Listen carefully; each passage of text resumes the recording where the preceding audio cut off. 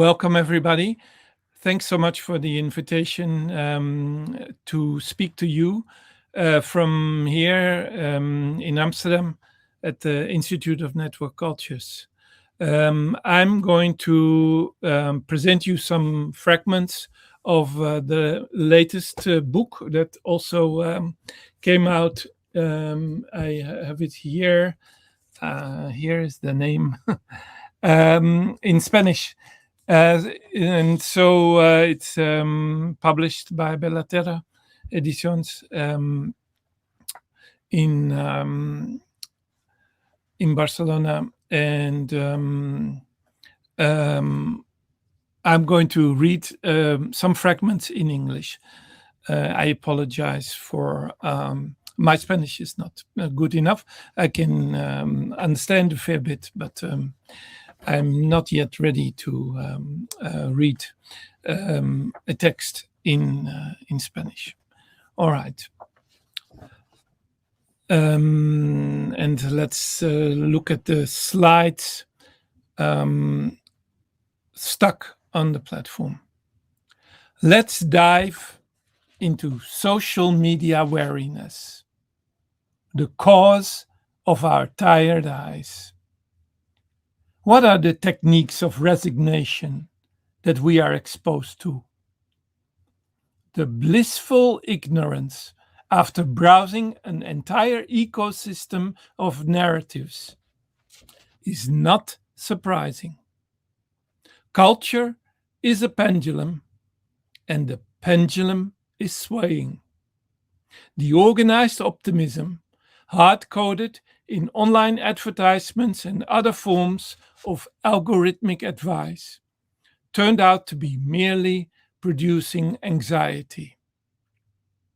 As Caroline Coles Richards stated, what can't be cured must be endured. The suffering, sorrow, and misery is getting tagged and filtered by our own self-censorship. We've been captured and feel frozen. What we receive is the anger and anxiety of the online other. The growing imbalance in the distribution of digital enchantment is neither causing a revolution or revolt, nor does it fade out. It seems we're trapped. During the lockdown misère, we've literally been stuck on the platform. What happens when your home office starts to feel like a call center and you're too tired to close down Facebook? How to get rid of your phone? Wrong answers only. We wanted to use the pandemic to reset and move on. We failed. And the comfort of the same old proved too strong. Instead of a radical techno-imagination focused on rolling out alternatives, we got distracted by fake news, cancel culture, and cyber warfare. Condemned to doom scrolling, we suffered through a never-ending barrage of cringy memes, bizarre conspiracy theories, and the pandemic stats, including the inevitable flame wars surrounding them. Random is fun. We admitted we were powerless, that our lives had become unmanageable.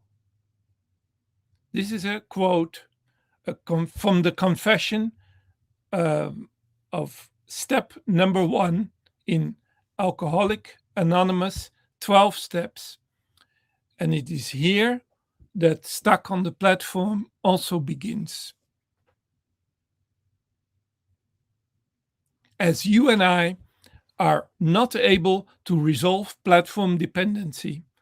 We remain glued to the same old channels, furious at others about our own inability to change. In this book that I'm presenting here, my seventh volume of the Internet Culture Chronicles, we're staying with the trouble called Internet, diagnosing our current phase of stagnation while also asking how to get unstuck and deplatform the platforms. What happens to the psychocultural condition when there's nowhere to go and users are trapped in too big to fail IT firm confinements? It's not pretty. While some believe that our persistent resentment, complaints, and anger are merely part of the human condition, others, like me, are convinced that we have to take the mental poverty of the online billions seriously. We can no longer ignore the depression, anger, and despair, pretending that we will be gone overnight after installing another app. Addiction is real, buried deep inside the body. Habits needs to be unlearned. Awareness needs to spread. All the while, Godot just sits there staring at the screen, waiting in the lobby for some policy change to be announced. Yet, nothing ever happens. The resulting fallback and fatalism comes as no surprise. What to do when your world starts to fall apart? Anna Tsing asks at the very beginning of her book, The Mushroom at the End of the World. It seems we have our answer. We stick to the platform. We wanted to move on and use the pandemic as reset, but failed. And once we're locked in, the path to eternity has been blocked. And instead, we're caught in a Truman Show-like repetition of the perpetual now, toiling around in the micro mess of others that try to do their best, masking their failures and despair like everyone else. The Italian theorist Franco Berardi observes the mental state of today's students. I see them from my window, lonely, watching the screens of their smartphones, nervously rushing to classes, sadly going back to their expensive rooms that their families are renting for them. I feel their gloom. I feel the aggressiveness latent in their depression. End of quote.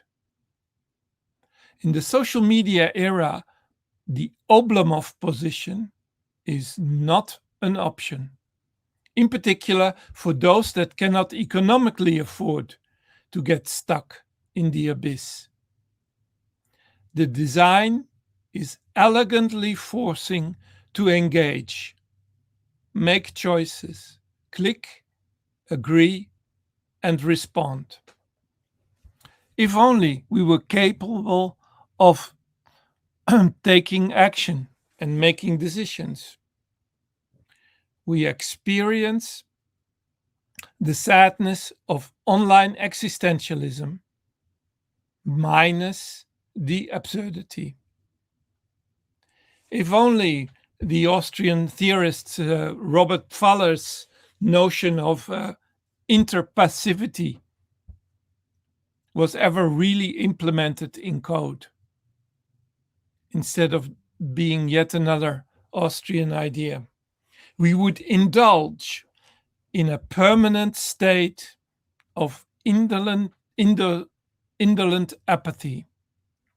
Instead, there's nothing passive about human-machine interactions. We, the streaming egos, scroll and swipe, obsessed with self-creation. Facebook, Instagram, and TikTok, the sociological constants of our time, equals the unbearable lightness of nothing. Surrounded by this massive bubble of light and matter, we literally see no alternative options. No multiverses for you.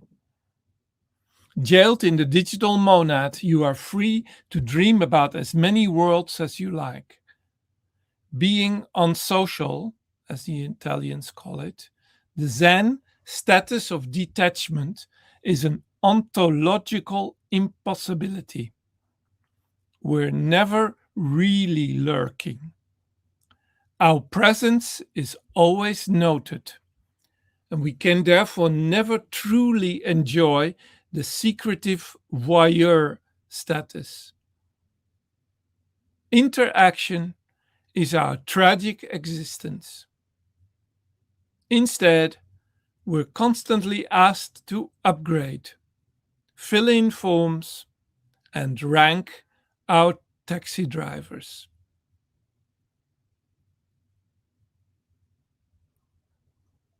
You're enraged, feel engaged, but still retreat in your safe rabbit hole.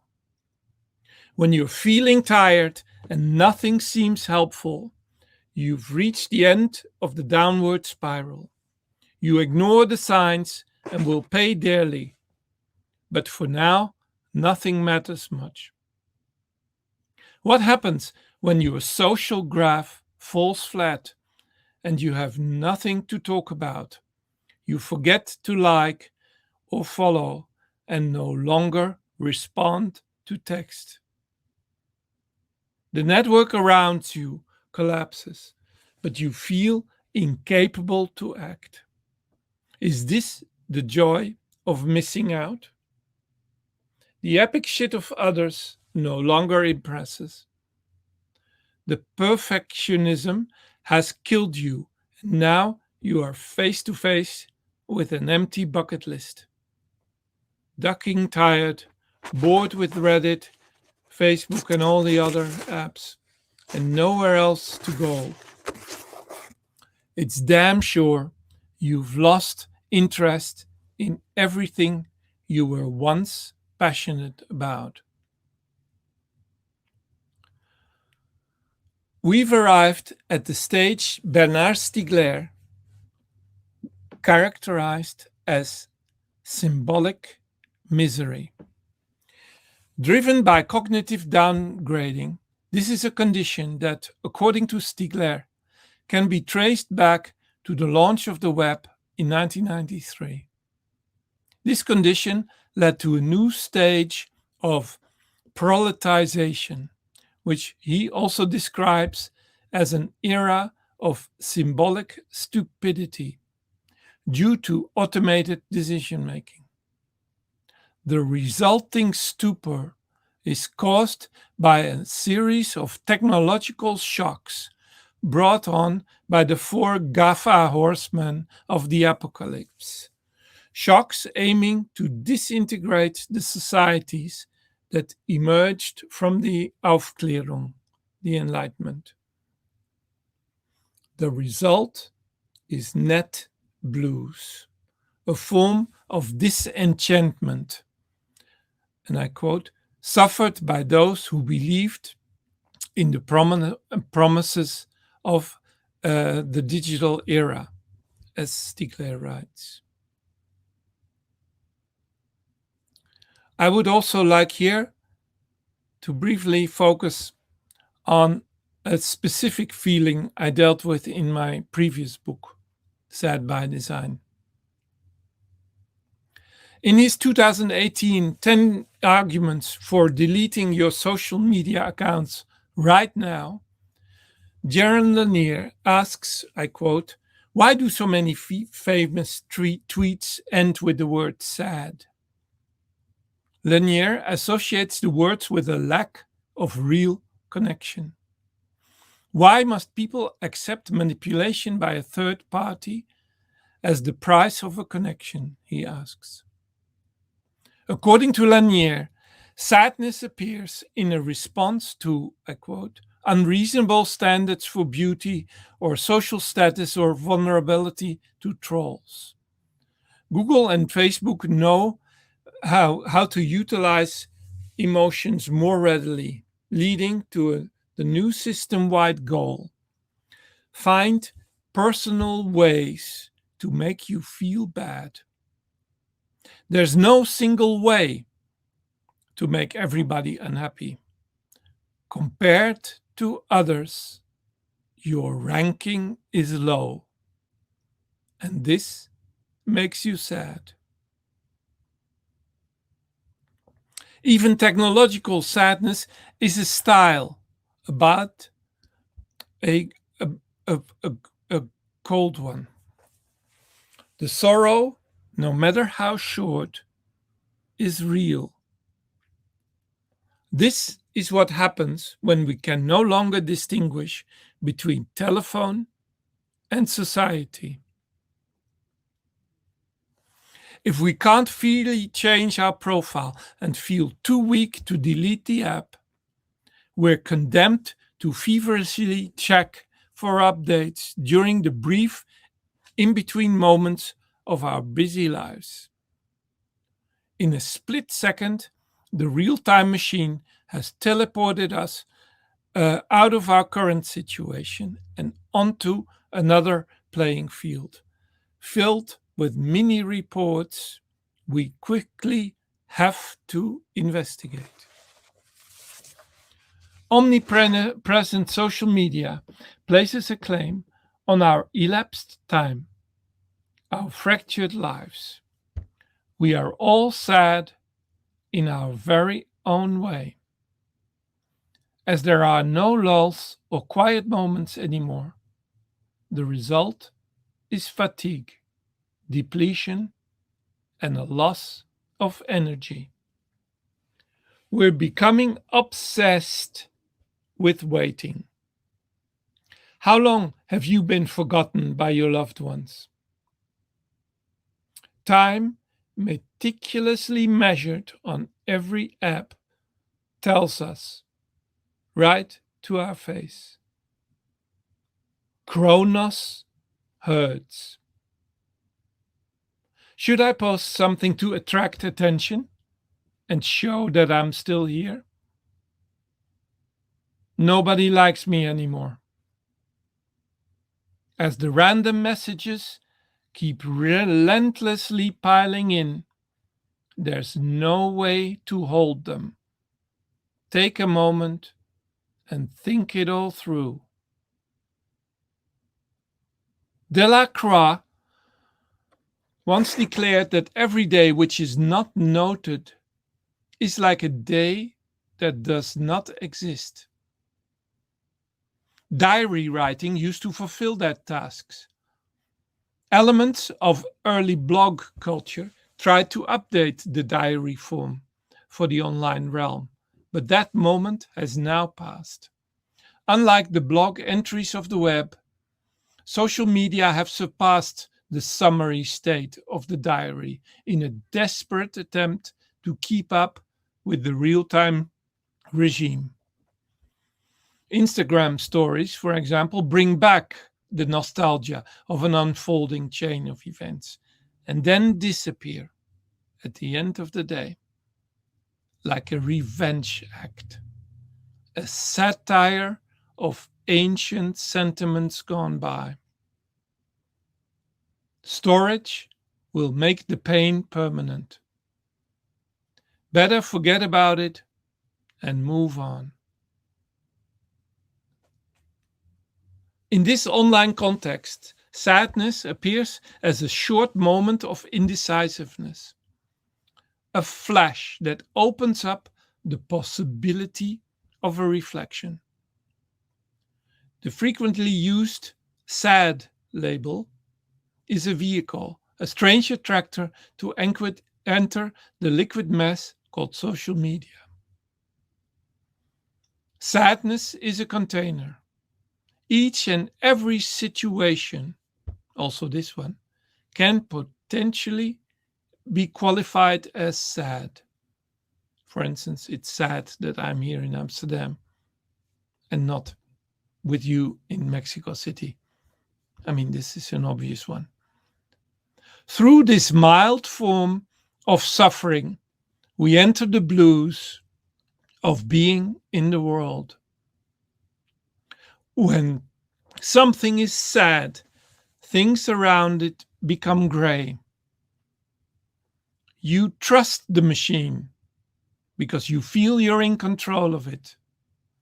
You want to go from zero to hero. But then your propped up ego implodes and the failure of self-esteem becomes apparent again. The price of self-control in an age of instant gratification is high.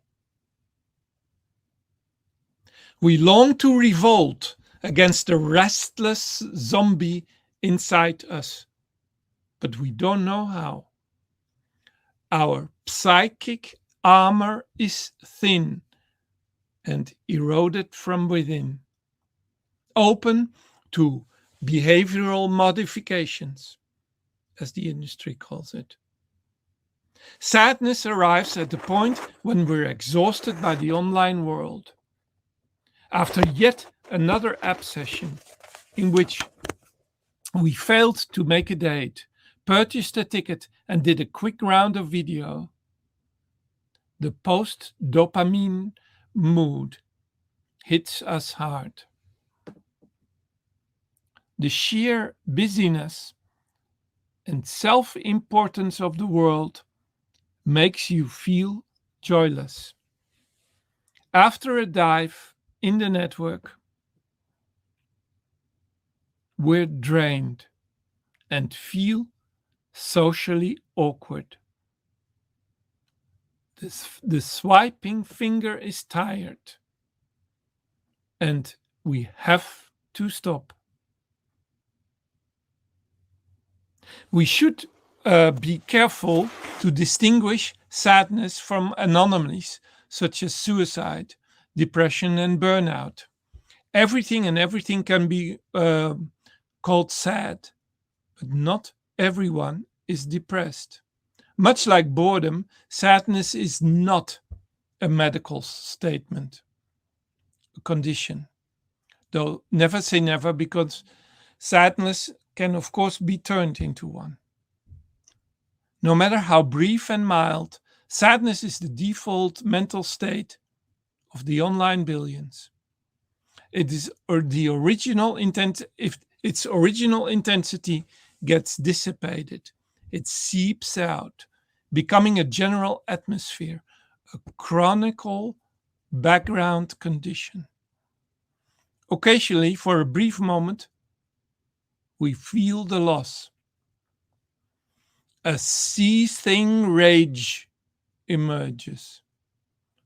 After checking for the 10th time what someone said on Instagram, the pain of the social makes us feel miserable and we put the phone away. Am I suffering from the phantom vibration syndrome? Wouldn't it be nice if we were offline? Why is life so tragic? He blocked me. At night, you read through the thread again. Do we need to quit again? To go cold turkey again? Others are supposed to move us, arouse us, and yet we don't feel anything anymore. The heart is frozen. Thank you very much. I'll stop here, and if possible, we'll now move to question and discussion online. Thank you.